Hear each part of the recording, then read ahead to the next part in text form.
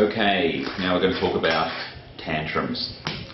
So you might hear things like, I've never seen a child behave like this. There must be something wrong with her. No other child behaves the way my child behaves. She's clearly got a problem. I just don't know what to do. It's just completely overwhelming and totally embarrassing. These are the sort of things that you hear coming from parents. They really get taken aback by some children that really tantrum a lot. And it can be very overwhelming as a parent and very embarrassing. They can really get going. Tantrums usually appear as a major problem somewhere between 1.5 and 3 years of age. So the terrible twos, of course, everyone's heard of. But of course they can persist longer than that, and even into adulthood. You know, there are adults that tantrum as well. That's what road rage is. So yes, so tantrums are basically one of your more primitive reactions to an emotionally stressful event.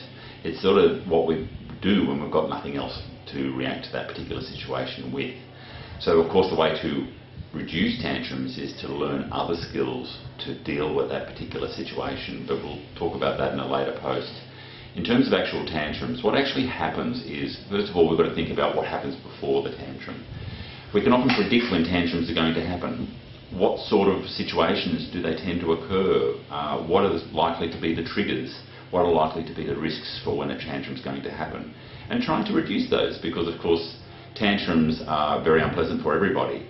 So we're trying to sort of anticipate maybe when they're a bit tired, maybe when they've been sick, maybe when they've had a lot on that day, you know, that you're going to push them a little bit less because you might just tip them over into a tantrum. So an example would be if you've been at a party all afternoon, or you've been to the Easter show or something like that, and they've had way too much sugar and they've been squabbling with their siblings all day. So these are the sort of things that can be very much a risk factor, so we might be a bit more careful those times. As well as thinking about when they occur, if you start seeing that maybe they're getting a bit worked up and that there may be a risk of going into a tantrum, we can sometimes dodge the situation by using some careful strategies. Maybe giving them a warning, perhaps a 5-minute warning and even a 1-minute warning that the TV is going to go off or we're going to have to leave the party.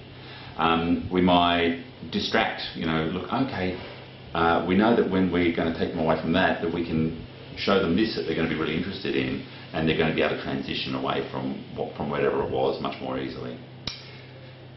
Okay, now they're starting to get a bit worked up. They're really distressed. They're starting to get emotional.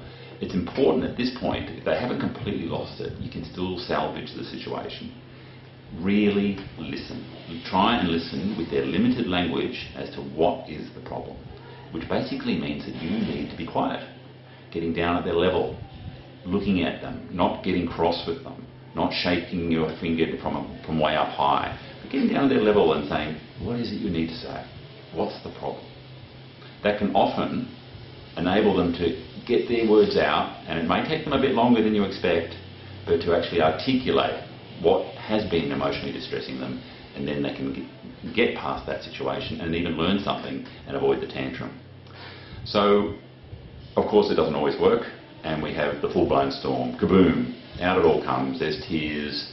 There's throwing yourself on the ground in the supermarket and kicking your heels into the ground.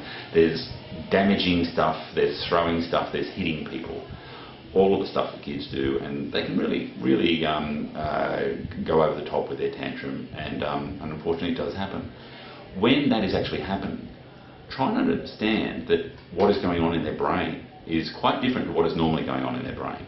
When you're in a tantrum, you're using your brain in a very primitive fashion. You're on flight and fright. You're down in your brainstem. You're not using the front part of your brain where you can figure things out. That neurologically things are quite different. So there's absolutely no point trying to negotiate or teach or remonstrate a child who's in the middle of a tantrum. Neurologically, they're not capable of taking it in at that point. So we just let it go. We don't get angry. We don't shout at them. We just ignore it. And we wait for that neurological short-circuiting to get back into sync. We have to have their brain thinking before we can start talking to them again. When that does happen, they'll still be quite stirred up, and they can even go straight back into the tantrum. So let them calm down, let them soothe themselves down to a more regulated state that they can be able to effectively get a message in. Because once again, it's quite distressing for the child, and if you're shouting at them in their distressed state, it's going to not be good for your relationship, and they're probably not going to learn very much at that point. So, of course, we don't give in to a tantrum. We don't sort of say, okay, you had this bad behaviour, here I'll just give you what you want. We also don't punish that behaviour. We don't say, right, you did this. Now this is what's going to happen, and you're doing it on the fly and without warning. But we do try and handle tantrums in that fashion, that we listen beforehand, we ignore it when it's happening, and then we wait for them to calm down before we decide what it all means.